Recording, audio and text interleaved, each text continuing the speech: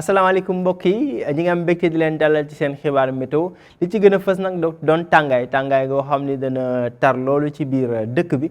ci diggante gaawu beeg dibéer gi ay température yoo xam dana dalee ci fanweeri degré ak juróom ñaar jëm ba ñeent fukki degré ak ñaar ci biir dëkk bi la bu demee ba guddi jàpp bëset bi nag foofee température dana dal mën nañ ne sax dana féex ci gox yu bëri ci réew mi rawatina boori bëj sàllum buñ duggee ci leeral xibaar yi tàmbalee ko ci suñu animation satellite comme niñ ko seetloo ci ñaari fan yi jàpp ñetti fan yi weesu asamaan su leer naññ lañ fi daanaka la ñuy séntu jant bi moo fi gën a fës ci bëccëg gi asamaan si nag dana leer bu baax ci guddi gi bu ñu jàllee ci guddi googule sax danañ gis que ni asamaan su leer la daanaka dana tax ñu mën a gis bidéewu guddi ci goxu réew mi yëpp waaye tamit température yi dana dal wala mu diggu doomu ci gox yu bëri ci réew mi ñaar fukki degré ak ñaar jëm ba ñaar fukki degré ak ñett la ñuy séntu ci gox yu bëri ci yu ëpp ci réew mi waaye température bi gën a dal ñu ngi koy séntu ci boori bëj Saalum rawatina boori Ziguinchor ak Sédhiou waaye tamit diggante Kaffrine ak Tambacounda jàpp boori Bakel waaye tamit ca Thiès muy température yi gën a néew ñu ngi koy séntu ca gox yooyu la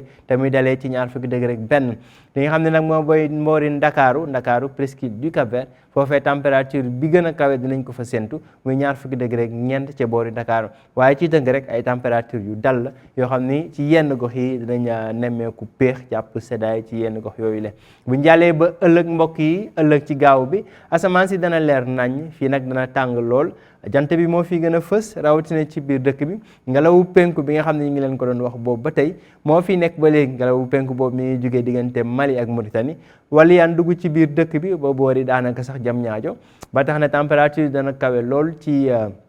biir dëkk bi fanweeri degré ak juróom ñaar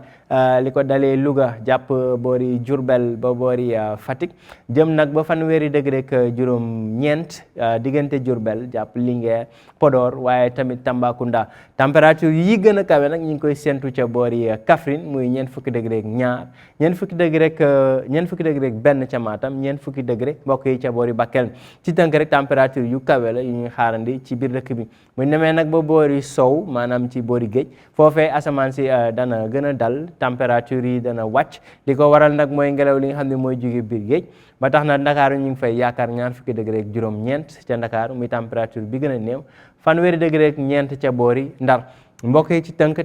température yu kawe tàngaay gu tar la ñuy séntu ci weekend wi la ci gox yu bëri ci réew mi rawatina diggu dëkk bi jàpp boori bëj gànnaar ak boori penku fi nga xam ne mooy Dakaaru li ko wër jëmb boori Ndar foofee na température dana fa dal bu baax muy daanaka tàngaay bu diggu doomu wala mu néew lool lañ fay séntu guddi gi nag dana xaw a féex ci gox yu bëri ci réew mi mbokk yi li moo doon xibaar yi mën ngeen wéy nag di ñu topp ci suñu xarala yi ci Facebook Twitter suñu chaîne YouTube waaye itam ci site web ANACIM jox leen dig daje ba altine ci leen xibaaru météo jërë ngeen jëf